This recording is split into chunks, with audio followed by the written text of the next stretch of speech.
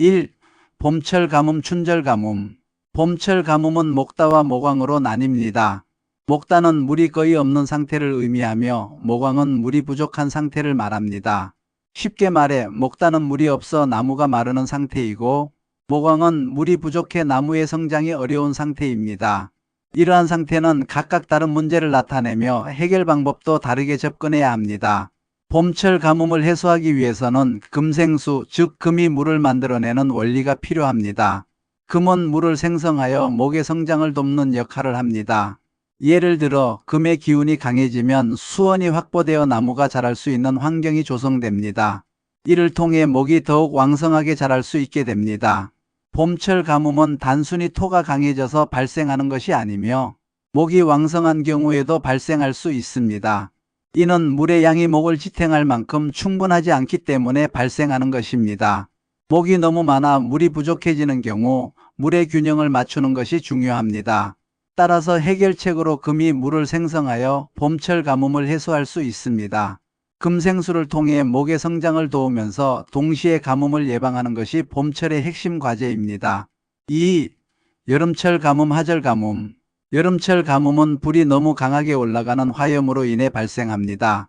여름철에는 태양의 열기가 강해지면서 땅이 말라가고 그 결과 가뭄이 발생하게 됩니다. 여름철 가뭄의 해결 방법은 물수이 필요한 것입니다. 여름철에는 불의 기운이 너무 강해지면 가뭄이 들기 때문에 이를 해결하기 위해서는 비가 오거나 수기가 필요한 상황입니다. 물은 여름철 불의 기운을 식혀주고 땅을 적셔주는 역할을 합니다. 여름에는 물이 불의 기운을 적셔주는 역할을 해야 가뭄을 막을 수 있습니다. 여름의 불기운을 억제하고 균형을 맞추기 위해서는 임수와 개수가 모두 필요합니다. 임수는 대자연의 큰 물줄기와 같아 전체적으로 균형을 잡아주는 역할을 하며 가정과 사회 전체의 운을 좋게 만듭니다. 반면 개수는 작은 시냇물처럼 개인적인 수원 역할을 하여 각 개인의 삶에 필요한 물을 제공합니다. 임수는 넓은 범위에서 안정감을 주고 균형을 맞추는 데 도움을 주며 개수는 보다 세밀하게 개인의 필요를 충족시키는 역할을 합니다. 여름철에 물을 충분히 확보하여 불의 기운을 누그러뜨리면 가뭄을 막고 생명을 유지할 수 있는 환경을 만들 수 있습니다. 여름철의 불기운은 특히 강력하며 이를 억제하지 못하면 땅이 메마르고 식물이 자라기 어려워집니다. 따라서 여름철에는 물을 지속적으로 공급하여 불의 기운을 억제하고 땅이 건조해지지 않도록 유지하는 것이 중요합니다. 이를 위해서는 비가 오거나 인위적인 방법으로 수기를 공급해야 하며 이를 통해 여름철 가뭄을 예방할 수 있습니다. 물은 여름철의 생명력을 유지하는 중요한 요소이며 불의 기운과의 균형을 맞추는 것이 핵심입니다.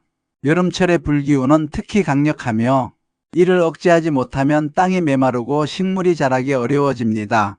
따라서 여름철에는 물을 지속적으로 공급하여 불의 기운을 억제하고 땅이 건조해지지 않도록 유지하는 것이 중요합니다. 이를 위해서는 비가 오거나 인위적인 방법으로 수기를 공급해야 하며 이를 통해 여름철 가뭄을 예방할 수 있습니다. 물은 여름철의 생명력을 유지하는 중요한 요소이며 불의 기운과의 균형을 맞추는 것이 핵심입니다. 3. 가을철 가뭄, 추절 가뭄. 가을철에는 기본적으로 물이 부족한 상태를 걱정할 필요는 없습니다. 가을은 초목이 성장하는 시기가 아니라 오히려 말라야 하는 시기이기 때문입니다. 가을철의 중요한 문제는 가뭄이 아니라 홍수입니다. 만약 가을철에 비가 너무 많이 내리면 모든 것을 다시 시작해야 할 상황이 올 수 있습니다. 결혼, 학업, 가정생활 등 모든 면에서 리셋이 필요한 상황이 되므로 가을에는 홍수를 막는 것이 중요합니다. 가을철에는 초목이 시드는 시기이므로 물이 지나치게 많아지면 오히려 문제가 됩니다. 따라서 가을철에는 물의 양을 적절히 조절하는 것이 중요합니다. 홍수를 막기 위한 구체적인 방법으로는 하천과 저수지를 적절히 관리하여 물이 넘치지 않도록 조절하고 물의 흐름을 인위적으로 분산시키는 것이 있습니다.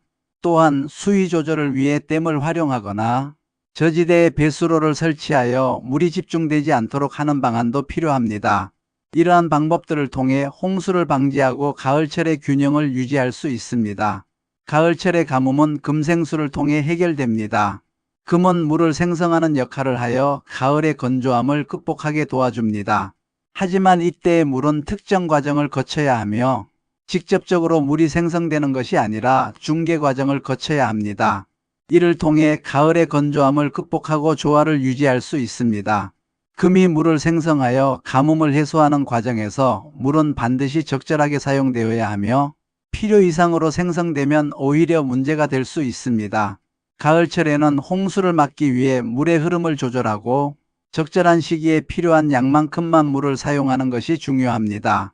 또한 가을철에는 물의 흐름이 자연스럽게 이어지도록 하는 것이 중요합니다. 이는 물의 생성과 사용이 조화를 이루어야 함을 의미합니다. 물이 지나치게 많거나 부족하지 않도록 균형을 맞추고 이를 통해 자연의 순환을 유지해야 합니다. 가을철 가뭄의 해결책은 물의 적절한 조절과 관리이며 이를 통해 모든 것이 자연스럽게 이어지도록 하는 것이 중요합니다. 가을철 가뭄의 해결책은 물의 적절한 조절과 관리이며 이를 통해 모든 것이 자연스럽게 이어지도록 하는 것이 중요합니다. 4. 겨울철 가뭄, 동절 가뭄. 겨울철 가뭄은 해동을 통해 해결됩니다. 겨울에는 땅과 물이 얼어붙기 때문에 이를 녹이기 위한 병화의 역할이 필요합니다. 병화는 얼어붙은 물을 녹여 다시 흐르게 하며 인중병화와 사중병화는 그 작용이 서로 다릅니다. 인중병화는 물과 땅의 얼음을 동시에 녹여 생명력을 회복시키는 역할을 합니다. 이는 생명을 다시 활성화하고 겨울철에 정체된 에너지를 풀어주는 데 중요한 역할을 합니다. 반면 사중병화는 물을 통해 생명력을 자극하고 목의 성장을 돕는 역할을 합니다. 이는 목을 통해 다시 불의 기운을 돋우는 방식으로 생명주기를 이어가는 것입니다. 인중병화는 주로 물을 통해 목을 살리는 데 집중하며 이를 통해 생명력을 회복시킵니다. 반면 사중병화는 목을 통해 불의 기운을 키우는 역할을 하여 생명주기가 끊임없이 이어지도록 돕습니다. 이러한 두 병화의 역할은 각각 재생관과 관인상생의 원리와 맞물려 작용합니다.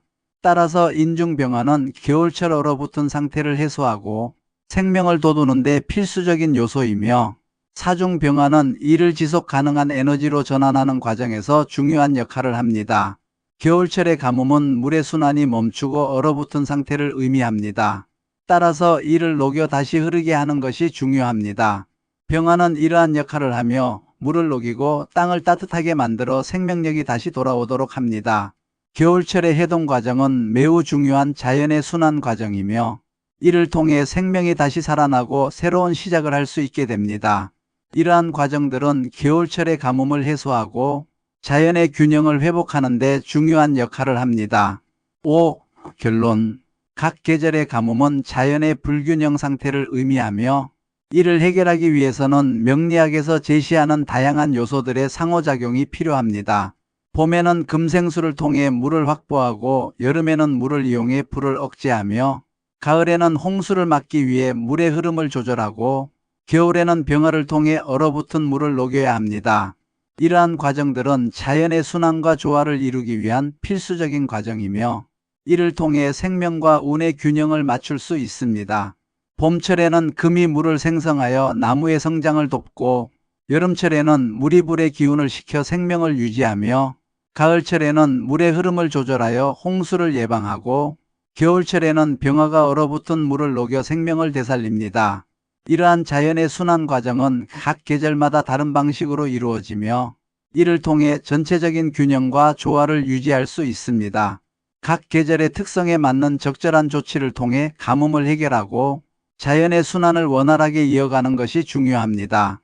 명리학에서 각 요소들이 상호작용하는 방식은 매우 중요하며 이를 통해 자연의 불균형을 해소하고 생명력을 회복할 수 있습니다.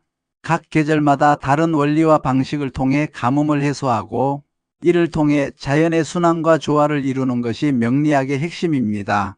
이러한 과정들을 통해 생명과 운의 균형을 맞추고 자연의 조화를 유지하는 것이 중요합니다.